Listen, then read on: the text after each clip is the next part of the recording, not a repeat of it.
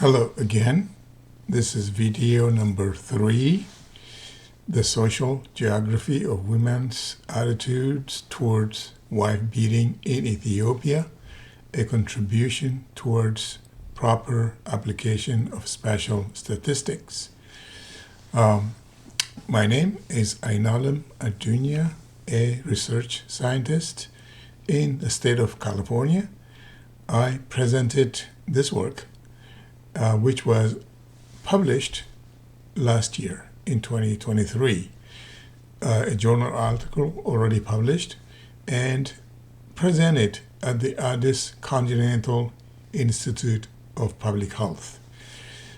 On the day of that presentation, Addis Ababa traffic was heavy, and the consequence being I was late for the meeting by a few minutes, maybe 5, maybe 6 to 7 minutes, which did not cut into my actual presentation time, but it did cut into the discussion time.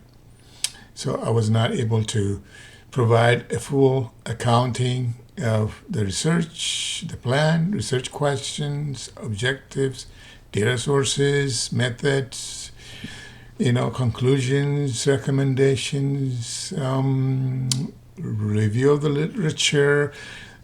Not enough time to go into that. So as I was presenting, especially toward the conclusion of that presentation, I made a promise to myself to do a video follow-up so that I am able to explain and go into depth of issues that I was not able to cover during the presentation. And at this point, I have to say a few words, a disclaimer. And here is the disclaimer one more time. I am solely responsible for the content of this video. The materials presented here have not been reviewed or approved by my place of work in the state of California or the Addis Continental Institute of Public Health, ACIPH, where I presented this work. They are, my place of work and ACIPH are in no way liable or responsible for inaccuracies or omissions, nor do they vouch for the validity of the data presented or methodologies followed. There you have it. That's my disclaimer. Also, you may have noticed that I am giving the technology time to figure out what it is that I'm saying and do the scripting underneath, the subtitle underneath. So I am speaking at a lower speed than my normal speech, like words per minute. That's by design, to give the software enough time to figure out what it is that I am saying. So to do a recap, the first video was about downloading the demographic and health survey data and processing that data in R programming.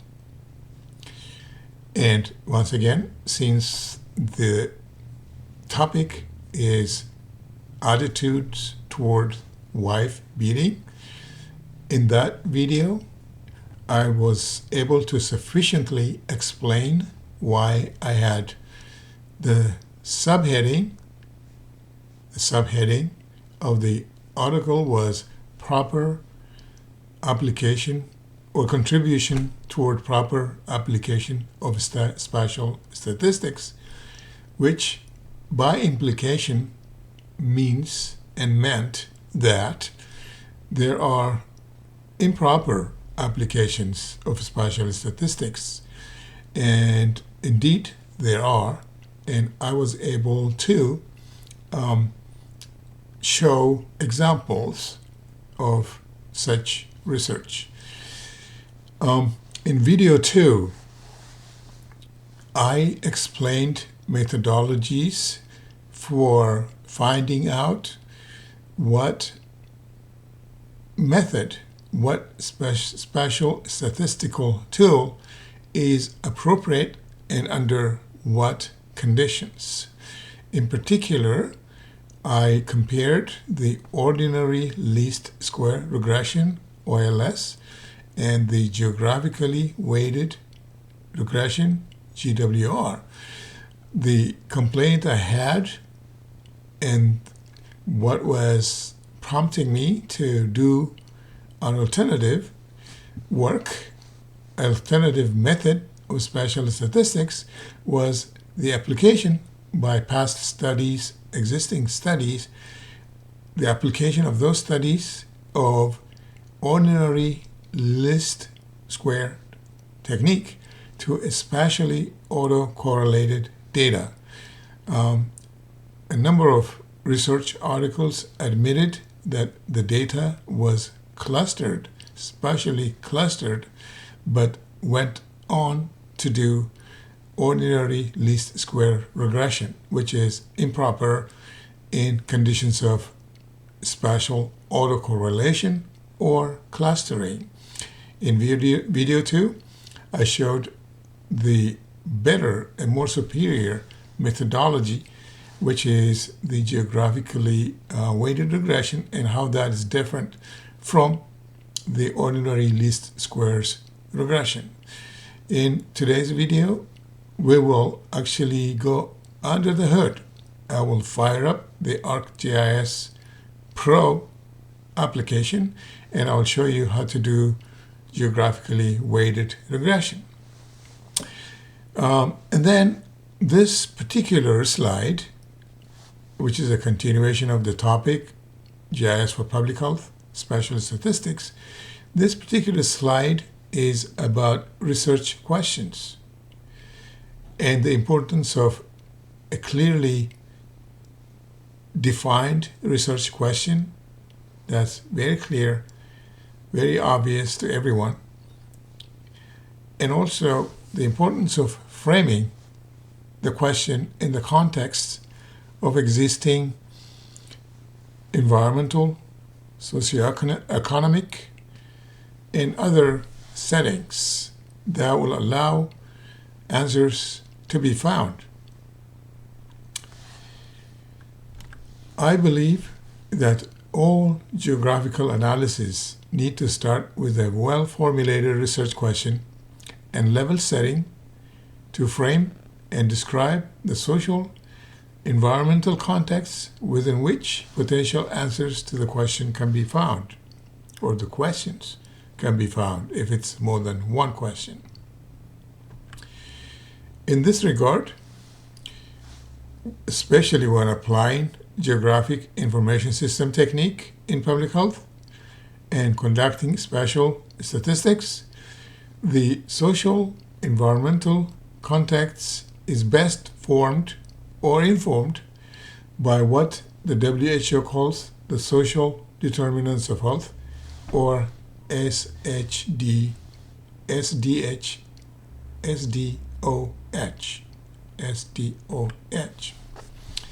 So, I shared the topic of my research in all three videos, which is the social geography of women's attitudes toward wife beating in Ethiopia, and with the subheading, a contribution towards proper application of spatial statistics. So what was the research question? The research question was, is women's attitude towards wife beating dependent on the level of their educational attainment? And does where they live matter? In other words, does geographic location matter? So this is a two-part single question. The objectives of the research included investigating local variations in attitudes towards wife beating in Ethiopia, with education as the main correlate. It also included using or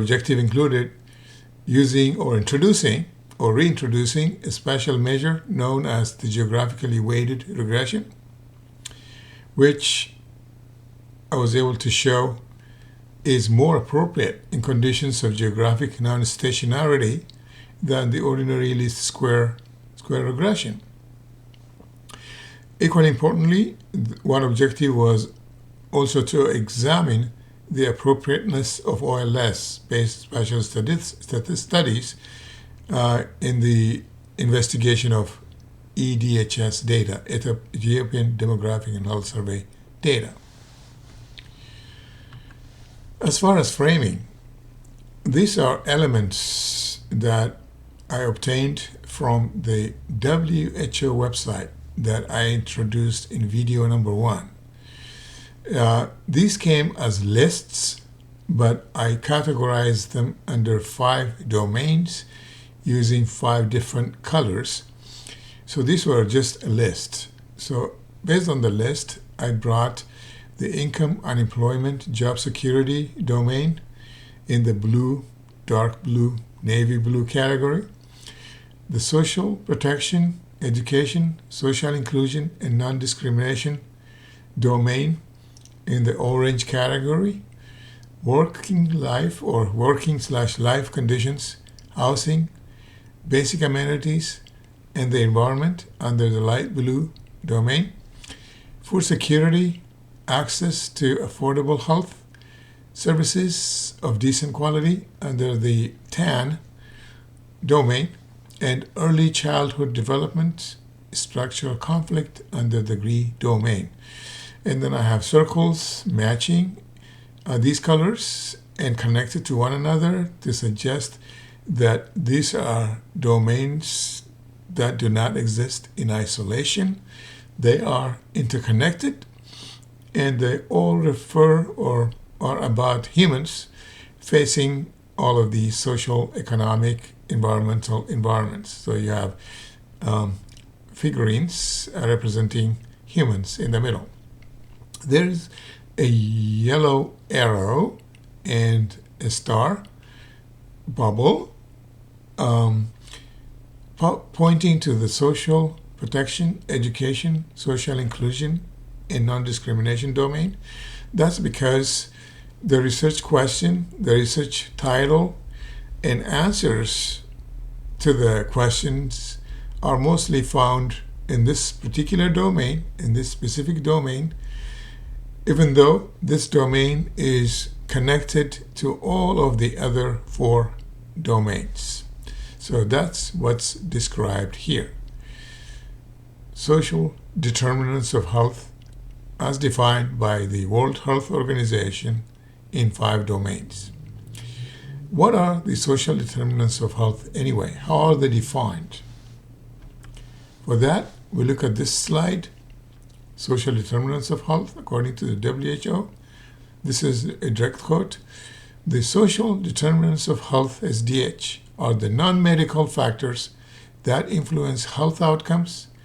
They are the conditions in which people are born, grow, work, live, and age, and the wider set of forces and systems shaping the conditions of daily life.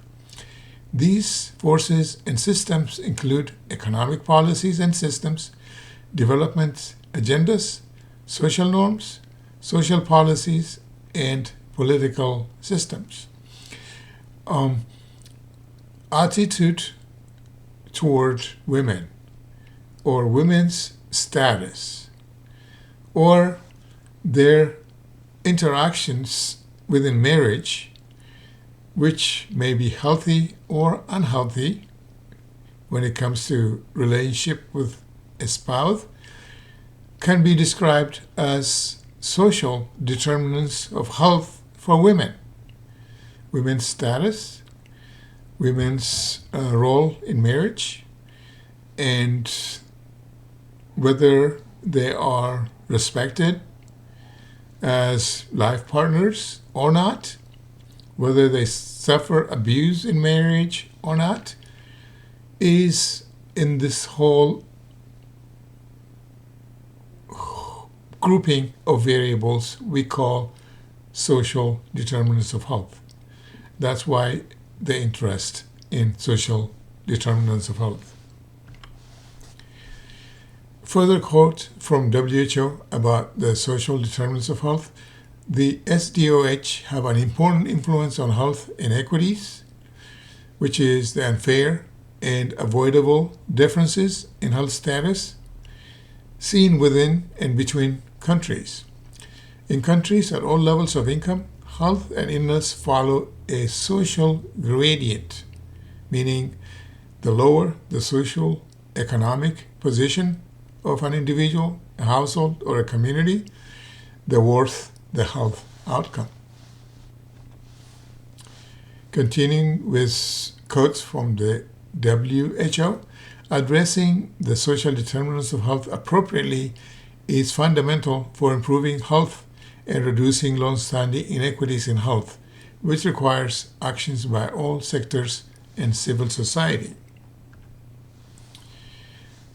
And furthermore, research, according to WHO, shows that the social determinants can be more important than health care or lifestyle choices in influencing health. For example, numerous studies suggest that social determinants of health account for between 30 to 55% of health outcomes. In addition, estimates show that the contribution of sectors outside of health to population health outcomes exceeds the contribution from the health sector. So I'm framing now the context within which I chose the topic of women's attitude toward wife beating as a research topic. Even though I did not directly relate in my study that differences in attitude to differences in health status, the implication is that the prevailing attitudes affect how women are treated in marriage, and that directly or indirectly affects their health, both mental health and physical health. In a few of the literature that maybe in one literature that I'll be sharing with you, it also affects their children's health, according to that literature.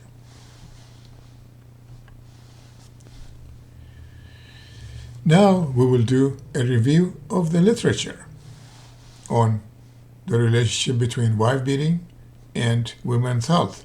As I already indicated, I did not try to make that connection in my study, but past studies have made that connection. And the first one was a cross-sectional study of married women in rural Ethiopia, which showed that spatial control of women, physical and emotional violence, as well as childhood sexual abuse are associated with depression. The next study in Abai Choman district in western Ethiopia, women were studied to quantify the likelihood of occurrences of spousal abuse in pregnancy. The study showed the prevalence of spousal violence against women during the most recent pregnancy to be 44.5%, with a 95% confidence interval shown. But then, at a higher percentage, 64%, the co-occurrence was much higher with HIV positive status, meaning spousal abuse the co-occurrence was a lot higher with HIV positive women or status of women. And the study was in the city of Gondar. A similar study in Walaita zone in southern Ethiopia found co-occurrence of intimate partner violence and perinatal as well as postpartum lived experiences. Another study, a recent one in eastern Ethiopia, found statistically significant linkages between intimate partner violence and low birth weight, as well as preterm deliveries. A further study from the Ethiopian example in Agaro town in southwestern Ethiopia focused on the spousal violence and mental health nexus, with the finding that women experiencing sexual, emotional, and physical abuse also faced higher likelihoods of mental distress.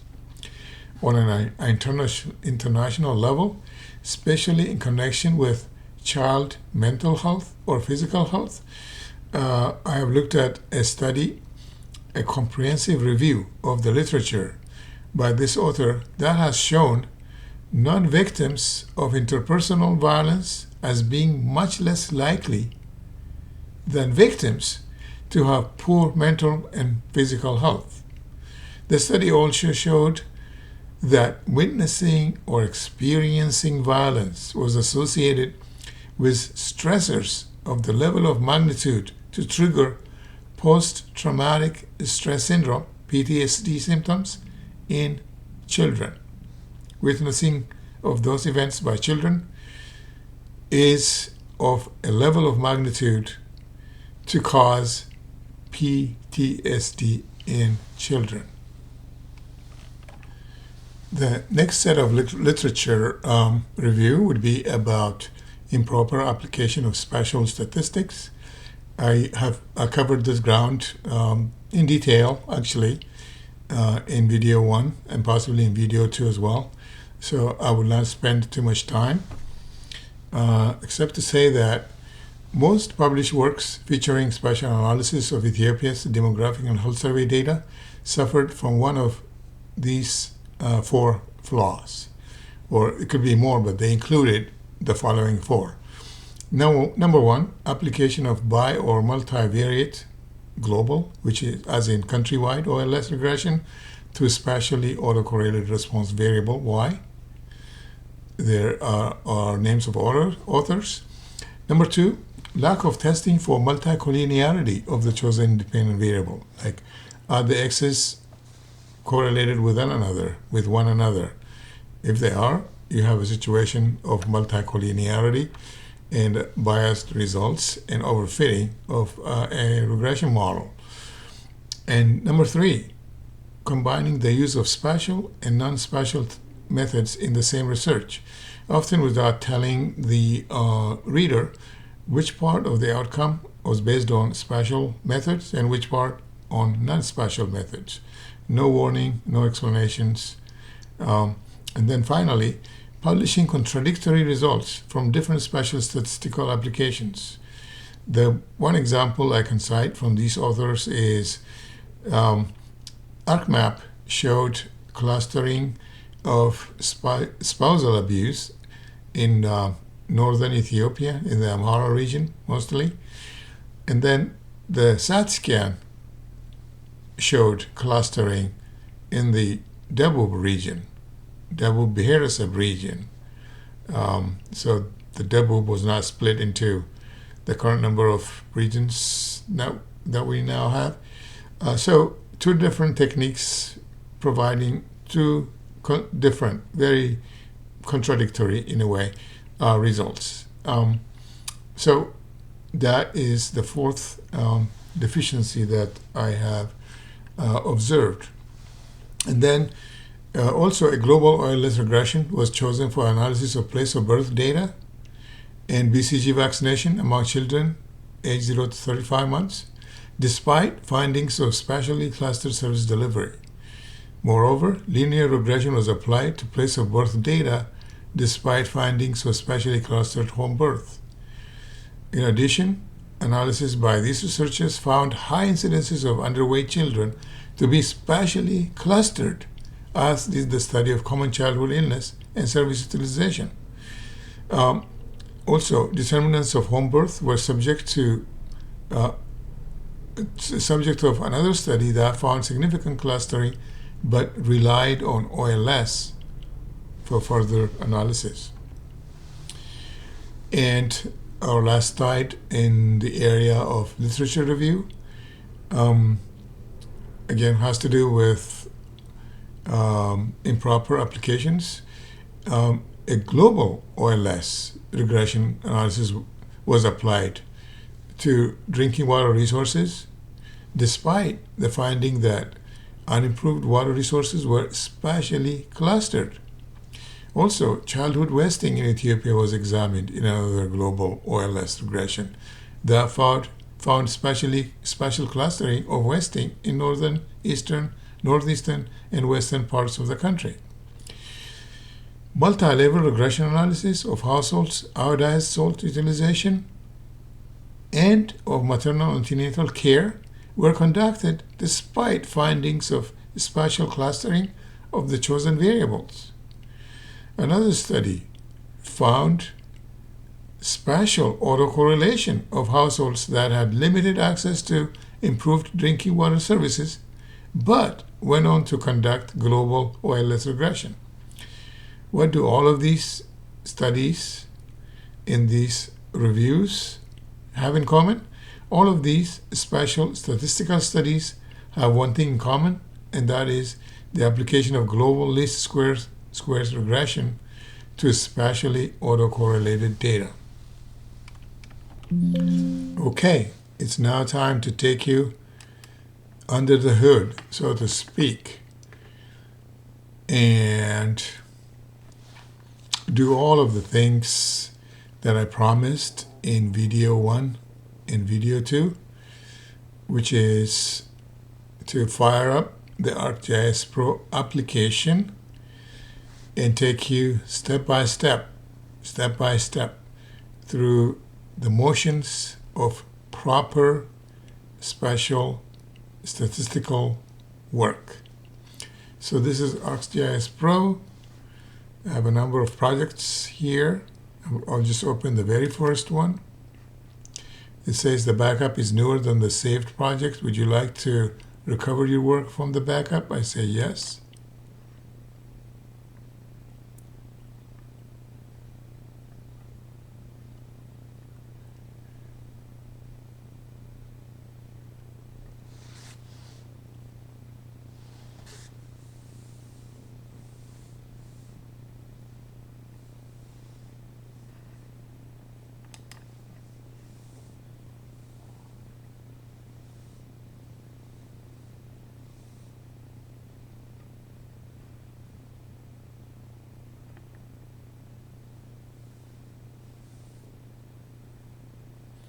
So it's loading the map data. Takes a little bit to do that.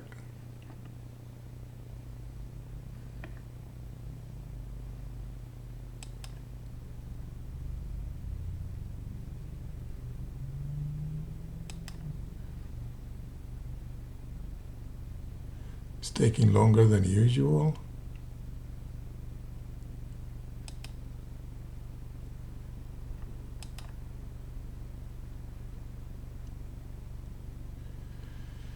The content hasn't loaded yet. It's taking longer than usual.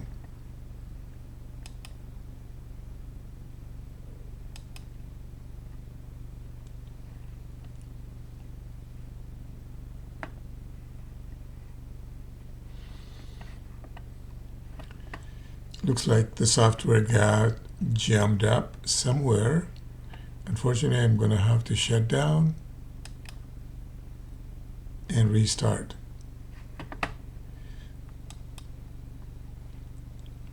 Apologies for that. Hopefully we'll be luckier this time. The content pane was not loading.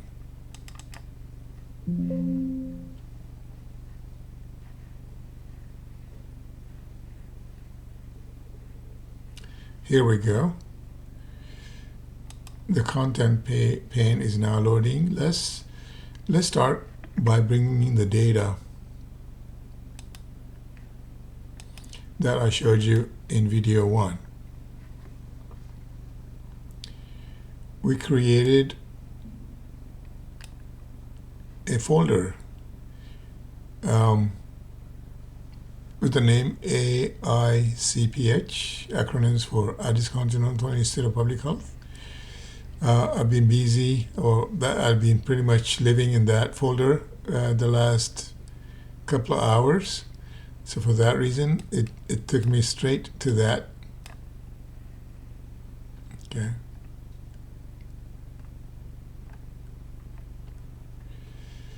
And we'll go to the map data. And this is the map file, the location of the sampling clusters.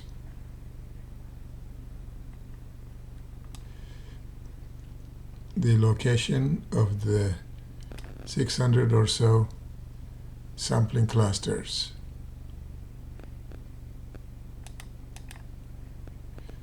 Is shown here.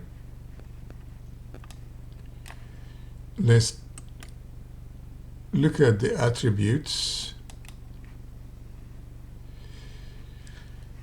So there is a data year, the regions are here, and the cluster number is here, starting from cluster 1 all the way to cluster 643 here. Okay. One thing we can do is increase the dot size.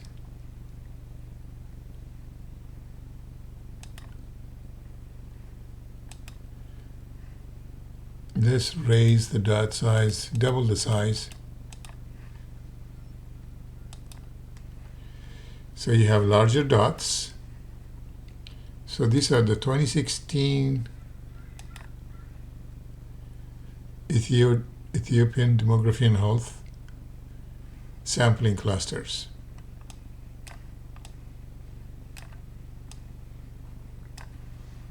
Okay.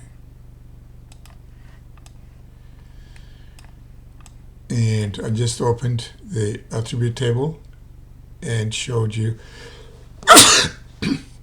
excuse me, I showed you the attributes. Now we're going to do a merge. We're going to merge data. I showed you a big table. Let's go to that table here. Under map data, there was this comma separated value table.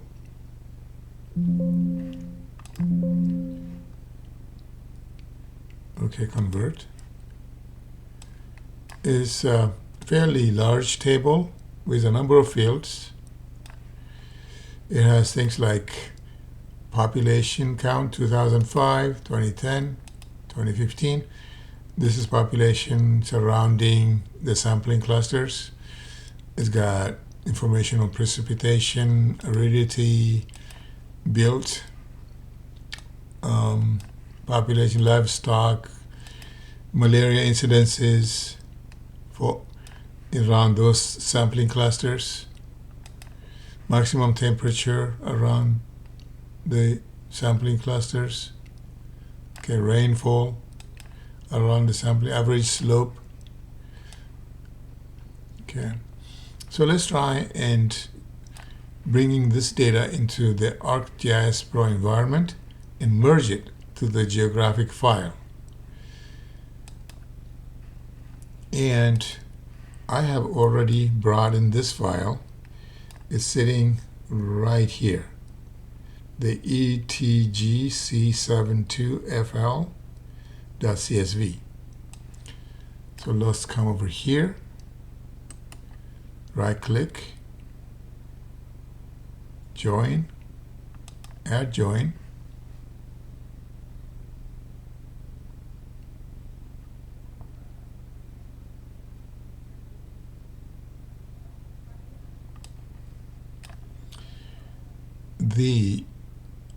We're going to join it to this table here, and we're going to use the DHS cluster.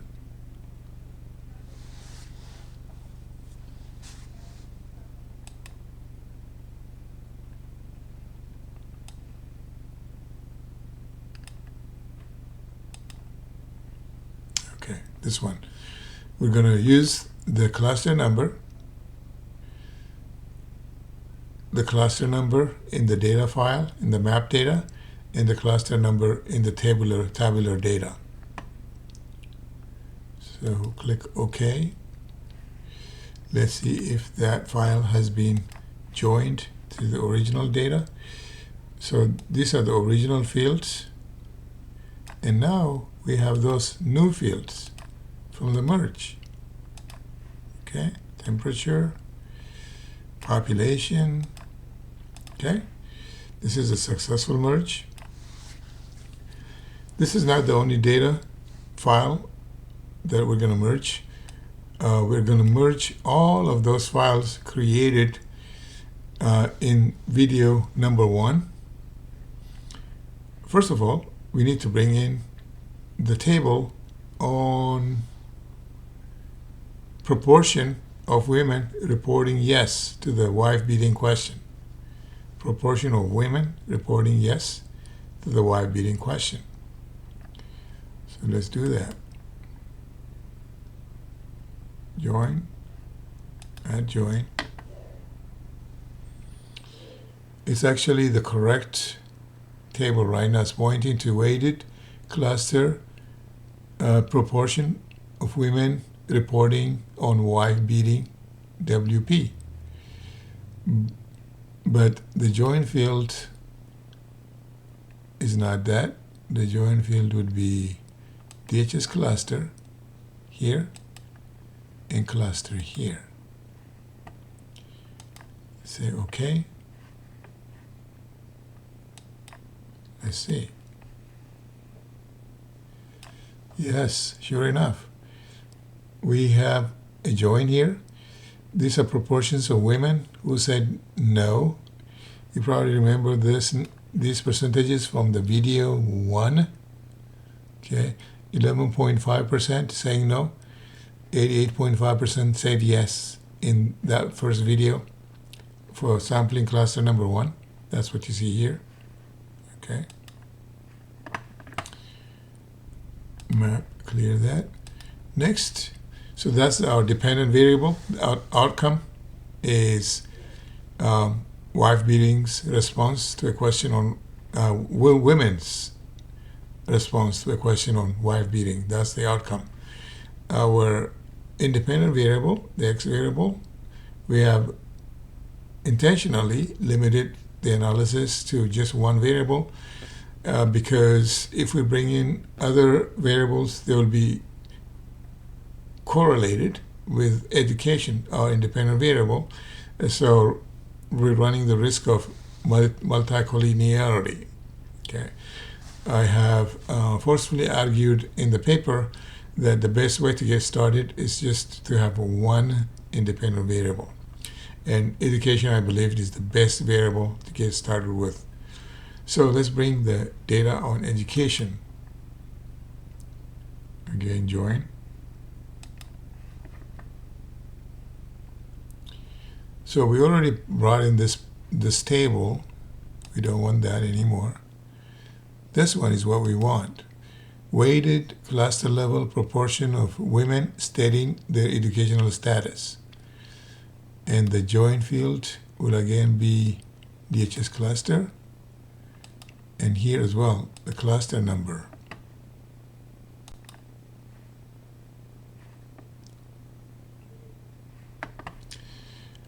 Let's see.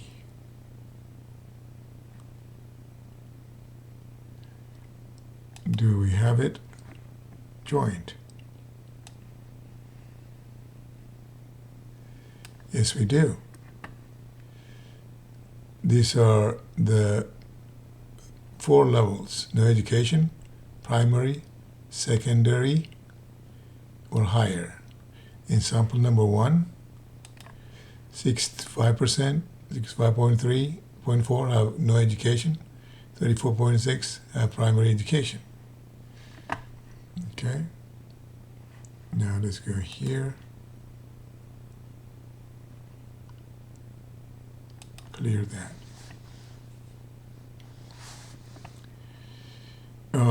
We can also bring in other variables that we created in video number 1. I created weighted frequencies by type of toilet type here, by cluster.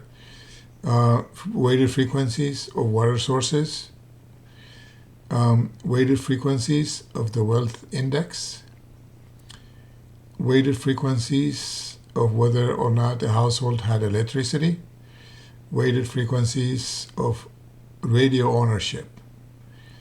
I brought all of that. Just for now, let's bring in the wealth variable, and we will do the merge for the other ones later. So let's bring in the wealth variable here, join,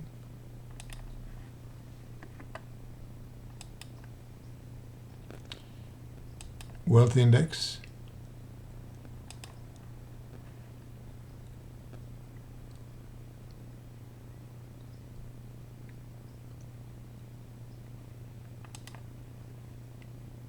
DHS cluster, it will be cluster. So let's join that.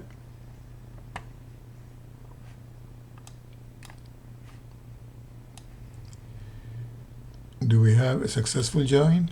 Yes, we do. We do. So now if you look at this, if you look at cluster number 1, by the way, cluster 1 is right here highlighted. It's in eastern Ethiopia,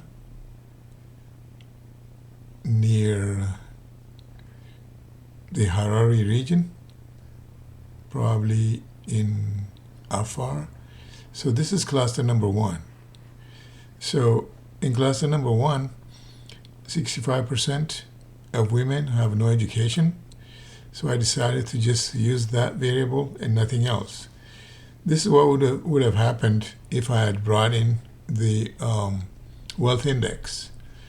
That high number would have been matched by an equal proportion of women in the poor and middle, equal proportion at 37% and 30%. This 65% for education would have been matched with similar percentage of women in the poor or middle wealth quantile, which means these two fields will be correlated with this, meaning multi-collinear or independent variables correlated with one another.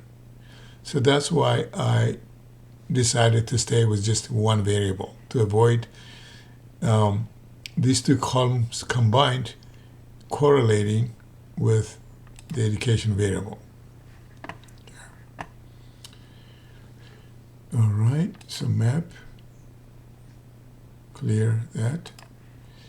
Now let's produce our first map.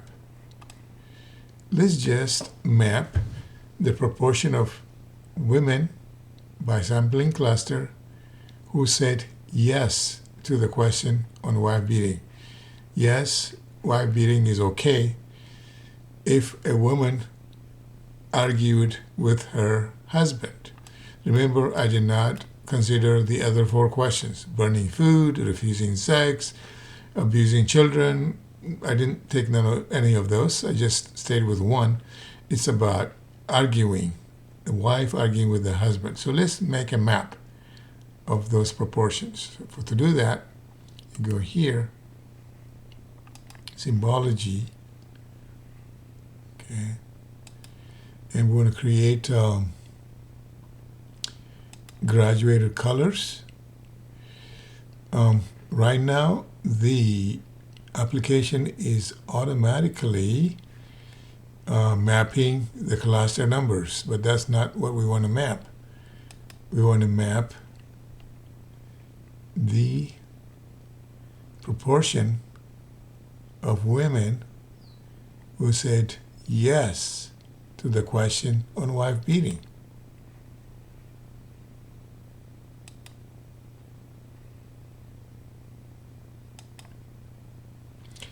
And let's increase the dot size. And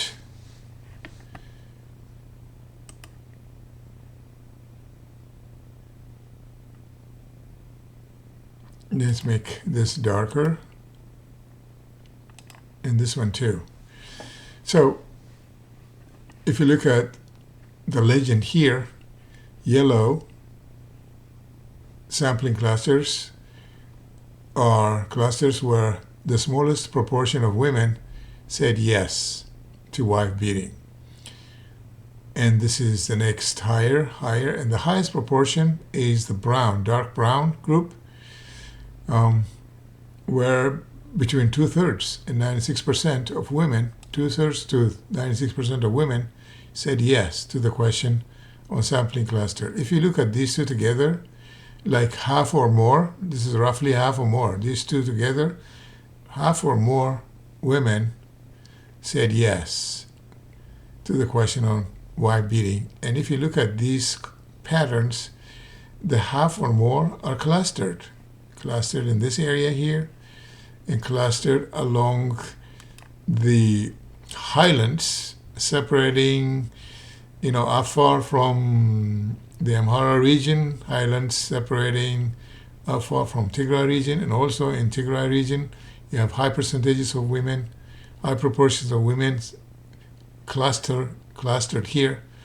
So there is clustering here. So that's why I spent time in those two videos strongly arguing that the existing studies, spatial statistical studies, applying using the Ethiopian Demographic Health Survey data are not done properly, because all of those studies admitted that the data was clustered as it is clustered here, but went on to do ordinary least square regression. Okay. That is improper. So there you have it. This is what the pattern looks like for the proportion of women who said yes to wife beating. Okay. Another concept I introduced to you in the two videos is another way of looking at clustering. Right now we're looking at individual clusters. Another way is to look at a group of clusters and get an overall picture for the entire neighborhood, like for northern Tigray or eastern Afar, for the entire region, what the overall conclusion is. Is it high or is it low in general, instead of focusing on individual census tract sampling clusters?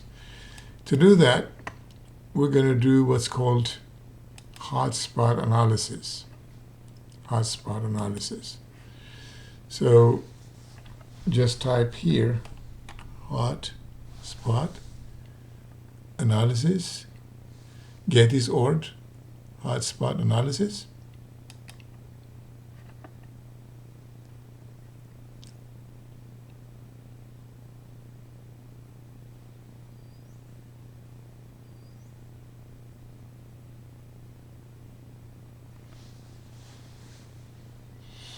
So the input feature class is this one.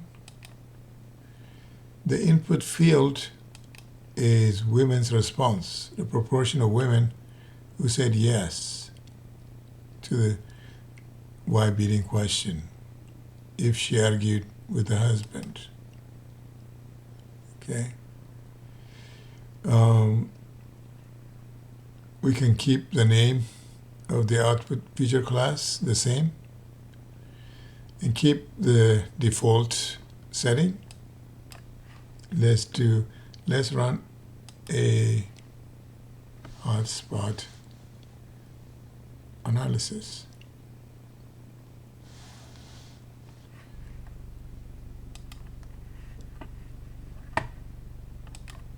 Okay.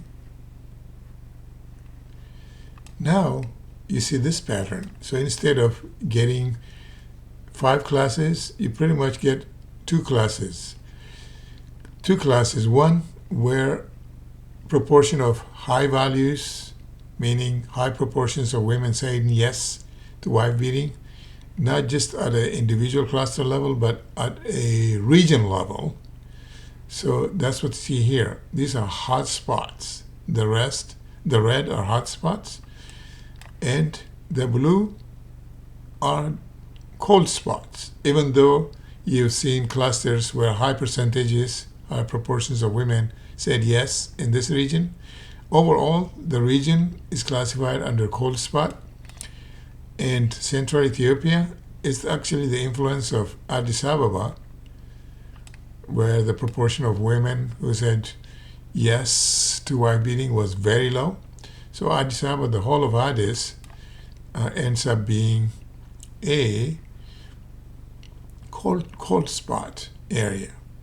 Okay, so this is another way to look at your variable. So clearly, again, your data is clustered. You have clustering of hot spots here, and you have clustering of cold spots here, and clustering of cold spots here. Okay.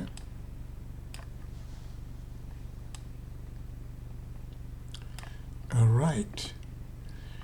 So what happens then if you do a regression? What happens if you do a regression in conditions where you know the data is clustered? Because that's precisely what all of those studies did. To find out, let's actually go ahead and do a regression. Ordinary least square regression. Let's just go ahead and do it. So to do that, just type in ordinary least squares regression. The input feature class would be this one. You need a unique field. We'll use the cluster number as a unique field. The output feature class will keep that name. The dependent variable is again the proportion of women saying yes to the wife beating question. And the independent, for the first time, we're now able to use an independent variable, which is the proportion of women who said they had no education. Okay, so that's ordinary least squares regression. Let's see what we get. Run it.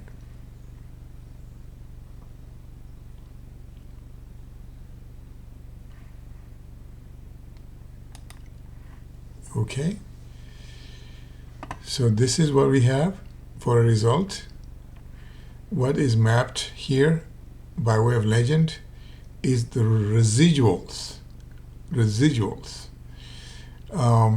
Meaning the model over-predicted the proportion of women who said yes to a wife beating here. Okay, these are the negative residuals, and the software under-predicted the proportion of women who said yes to a question on wife beating. So you have negative residuals, 2.5 standard deviations here, positive residuals, 2.5 standard deviations here. So you could say that, well, this kind of worked, the regression worked, because you're getting the same pattern as what you have gotten in the previous exercise in the hotspot analysis. So you might be tempted to think that this is a valid analysis, this is a valid regression run. Except if you look at your details of your results, which is given here, Okay. By the way, you have an R-squared of 0.24 with an ICACI information criterion value, AIC, of negative 2.51. You have a lot of p-values that are significant, but if you look at the last one, which is also significant, by last one I mean the JARC-BERA statistics, you have a problem here. When that statistics is significant, you have a problem because the JARC-BERA statistics is significant, and when this test is statistically significant, okay, p less than 0.01, model predictions are biased. Model predictions are biased. Why? Or in other words, it means the residuals are not normally distributed. And remember in video 2, I showed that one test of whether or not you can run OLS regression is a test of residual plot. Remember homoscedasticity, where the negative residuals are as distant as the positive residuals from the line of identity, the zero line, regardless of where you are. As you go from low predicted values to high predicted values on the x-axis, or low independent variable value to high independent variable value on the x-axis, the residuals, their distance from the line of identity, the zero line, would be the same. I put a green check on that, if you remember. So this violates that. Does it really? We can actually find out by plotting the residual. Okay, is this true? So let's plot the residual.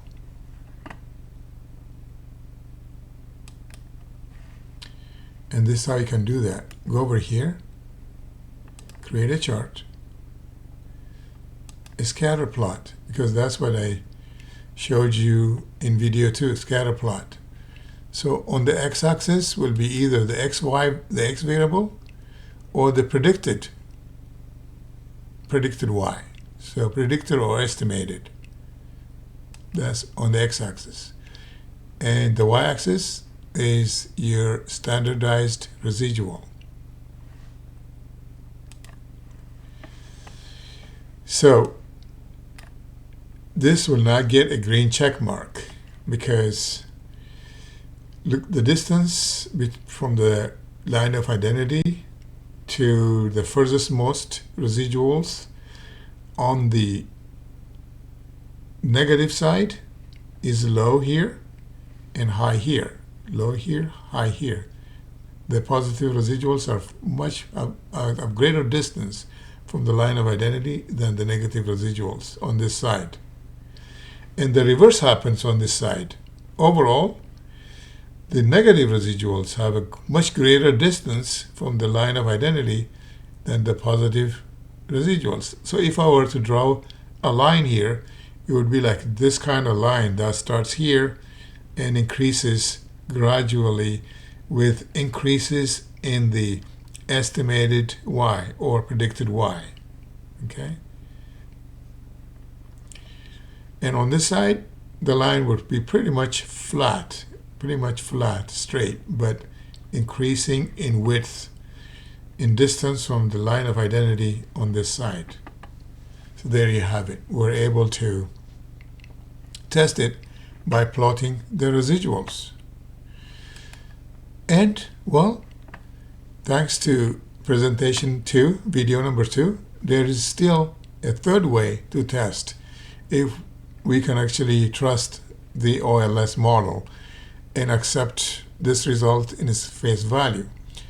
and that is to do a Moran's I spatial autocorrelation statistics. And we'll do exactly that by coming over here and go here, Moran's I. So are the residuals spatially autocorrelated? That's what we're going to find out. If the residuals from this OLS regression are spatially autocorrelated, then we cannot trust this model. So let's run the Moran's I statistics on the residuals. The input feature class would be this one. The input field would be the standardized residual. We want to generate a report, and we'll leave the rest as shown in the default. Okay.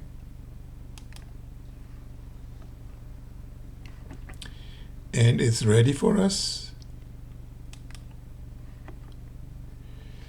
Oopsie, the Moran's I index is not 0. Okay. If it was, we would say that the residuals are randomly distributed. So the Moran's I index is much higher than 0, and the z-score is 14.839567, and the p-value is 0, so it's statistically significant.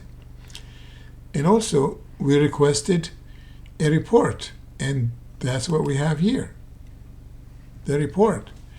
I remember showing you in video 2 a graphic like this, and I said, if you see values being marked here, it's dispersed.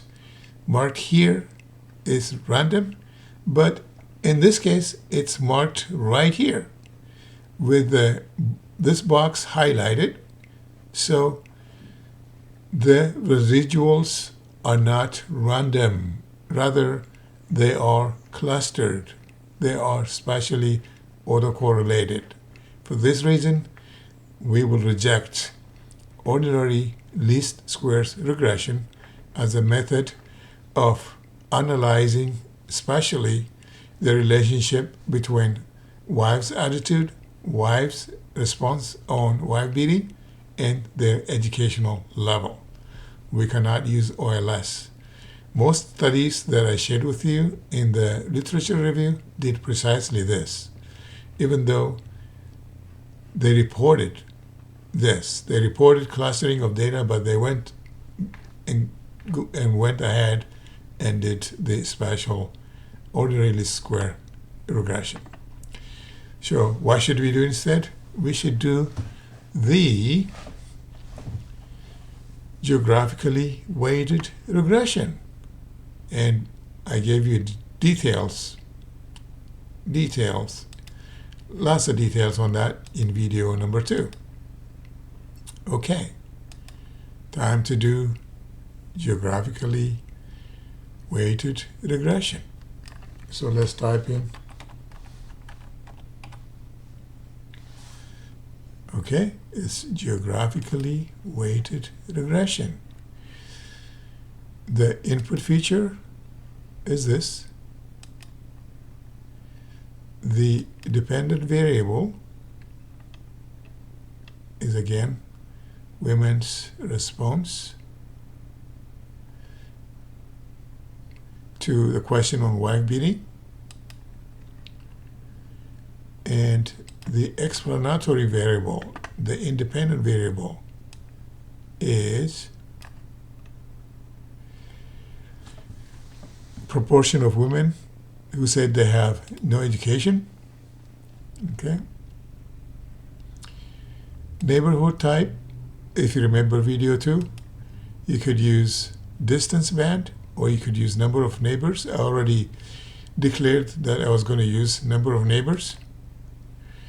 You can specify the number of neighbors you want, okay, user defined, but I've also declared that I'm going to allow the computer to just optimally decide the number of neighbors it would like to use. So I'm going to use that. And we're going to go ahead and run after almost 3 hours of building up to this in 3 videos, almost 3 hours of building up to this moment. We finally get to run the geographically weighted regression. Let's do it. Run.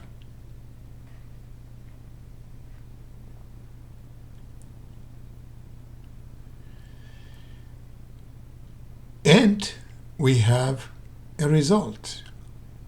We have a result. Okay?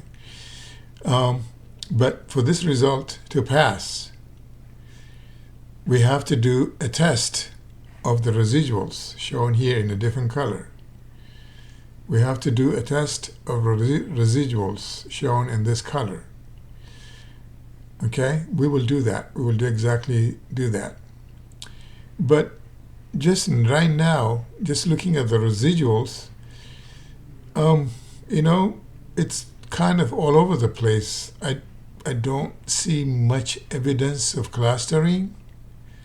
Negative residuals, high values are all over the place. Positive residuals high values are all over the place. Negative low values are all over the place. Negative high values are all over the place. But I don't want to trust my eyes. I'm going to test the residuals for normal distribution or for randomness. But before that, let's look at some results here. Okay. Now, the first result we want to look at is the R-squared. The R-squared here is twice as high, almost twice as high. Remember, the R-squared from the global least squares regression was 0.24. This is almost twice that. Okay? And the Ikaki information criterion is lower. For the ordinary least square, it was around minus 230 or something like that. This one is minus 432, which is lower. Okay, so a lower Ikaki. This is a better model fit than one with a higher Ikaki information criterion, AIC. Also, a higher regression coefficient. This is the global level for all of Ethiopia, all 643 sampling clusters. The global regression coefficient is 0.4585. But as I said in video number 2, in addition to this global R-squared, you will get local R-squared.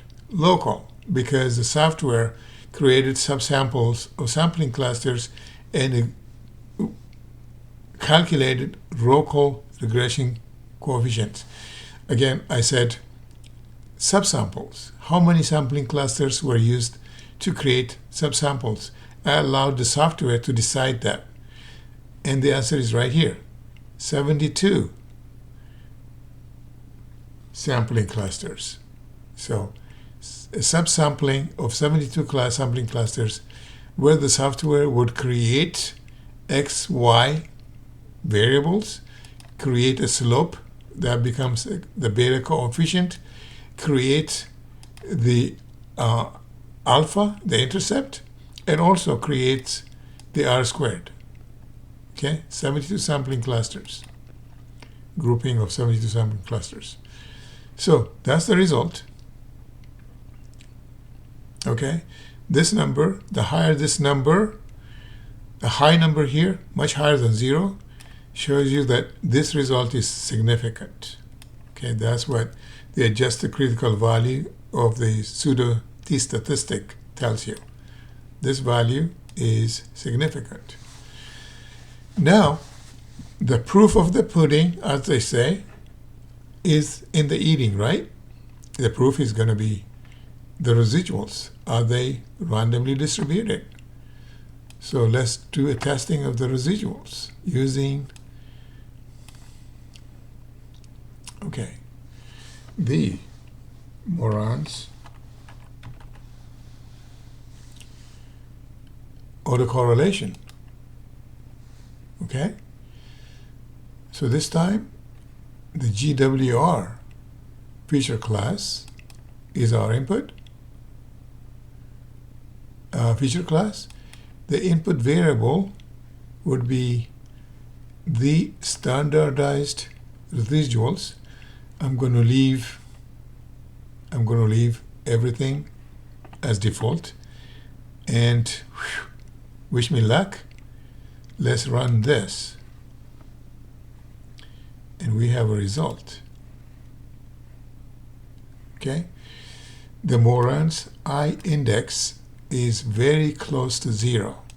Is 0.02, very close to 0, which is a good sign that possibly the residuals are randomly distributed. But we can find out by looking at, oh, I did not order a report, so I'm going to rerun it by ordering a report. So let's rerun it.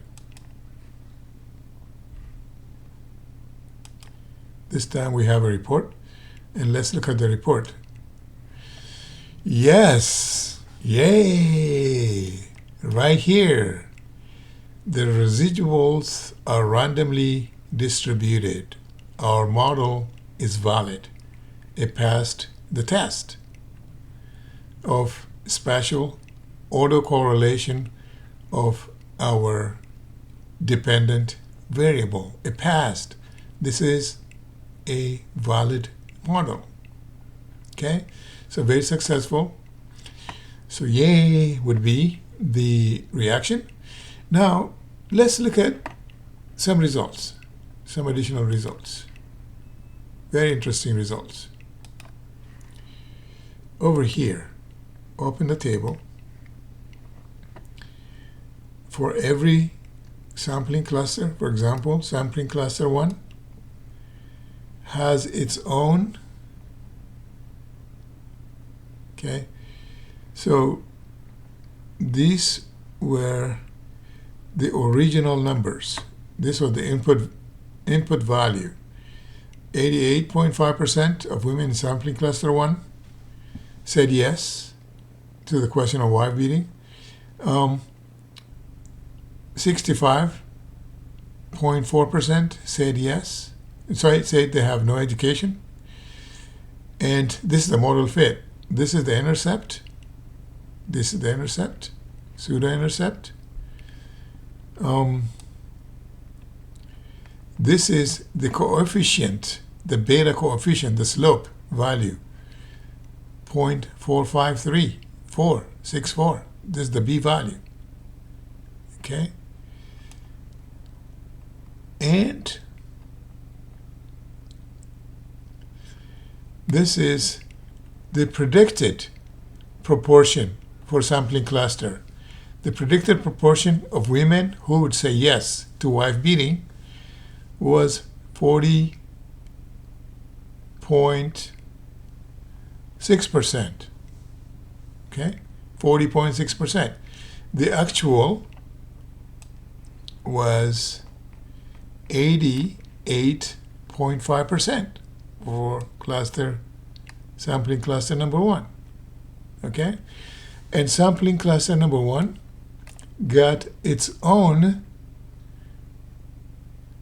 R squared right here, which is 0.4, which is 0.4. Okay, let's stay with R squared. So let's do a sort by descending order. What's the highest local R squared calculated for the 643 census sampling clusters in the 2016 Ethiopian Demographic and Health Survey? What's the highest local R squared? Answer, 0.71. 0.71. What does that mean? For this cluster, Remember, this cluster was evaluated against 72 of its neighbors. For this cluster and its neighbors, when response to the wife beating question for the 72 clusters was placed on the y-axis, and the proportion of women who said they had no education was placed on the x-axis, and put a hypothetical line of best fit, least squares line, the slope is close to 1. Okay? That's what this shows you. Meaning there is a high association between attitude toward wife beating and proportion not educated in this neighborhood, in the neighborhood where this sampling cluster is, and the surrounding sampling clusters, the 72 surrounding sampling clusters. That's what it means. By the way,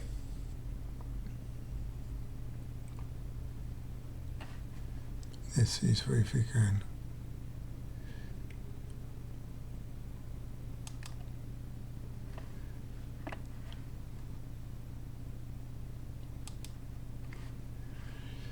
That cluster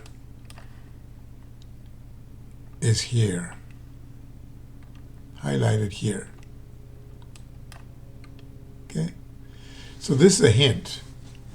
This is a hint. Let's investigate further which sampling clusters have high local R-squared. Okay, let's push the question further.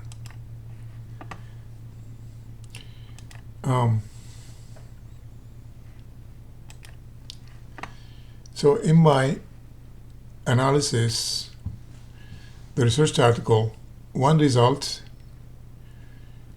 I focused on was sampling clusters where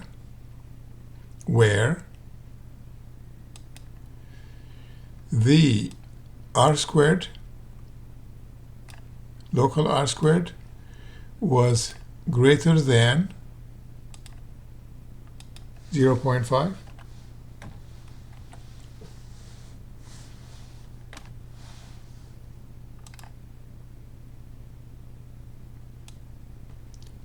Let's just do 0.5. Okay, we can keep that. And the proportion and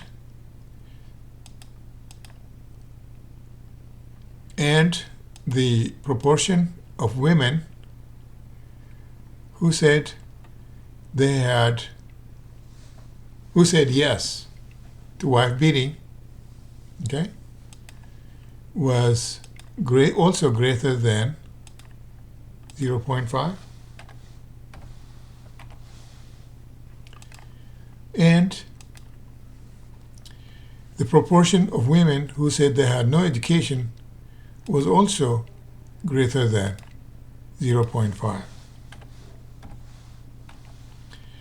I said, computer, find me those census tracts, source sampling clusters.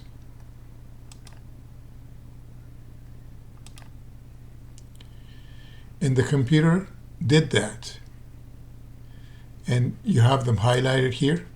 But I'm going to now create a new grouping based on only those sampling clusters where the proportion of women who said yes was more than 50%, 0.5, proportion of women who had zero education, no education, was greater than 0.5, and the R-squared was also greater than 0.5. To extract or select only these sampling clusters, go here and just click OK. I can now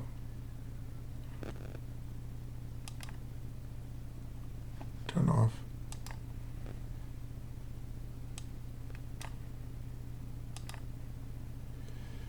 I can now turn off all other visualizations. Come over here. Symbology. Okay. I'm going to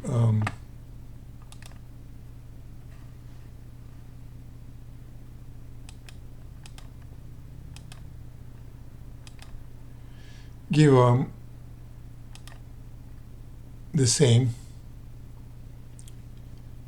just the same symbology.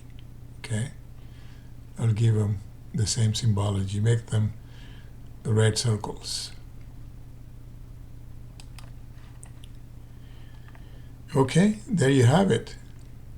Of the 643 sampling clusters we started with, after doing a localized regression using geographically weighted regression method, we have how many sampling clusters?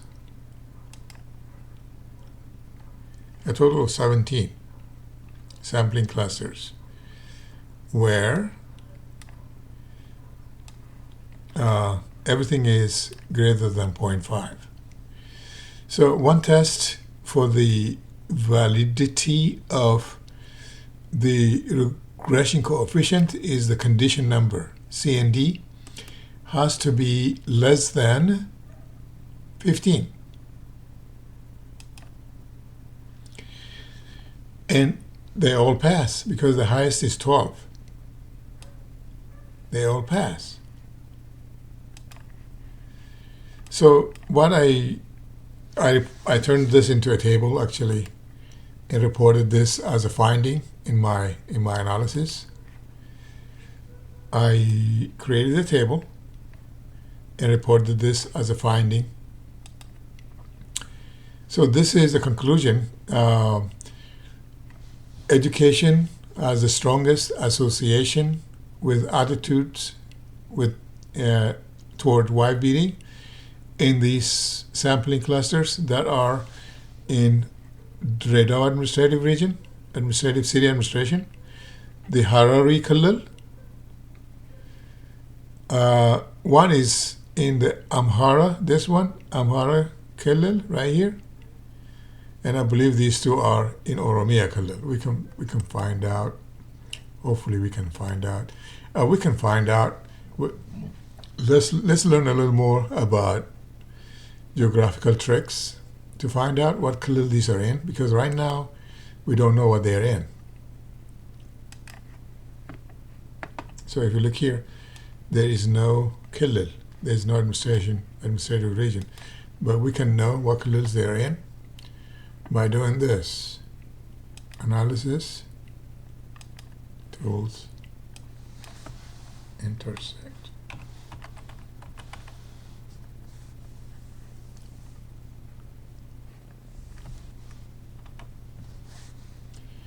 Do an intersect of the 15 sampling clusters. Was it 15? And the original file that has the name of regions. Do an intersect. Run that.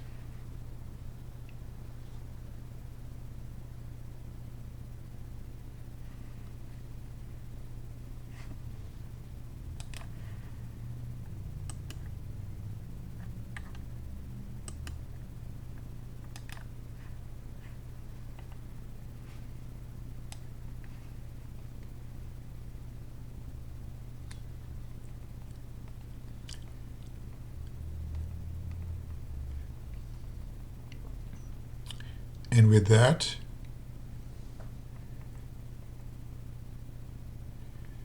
we now have the regions right here. Yep, sure enough, one is in Oromia. This one here. This one also is in Oromia.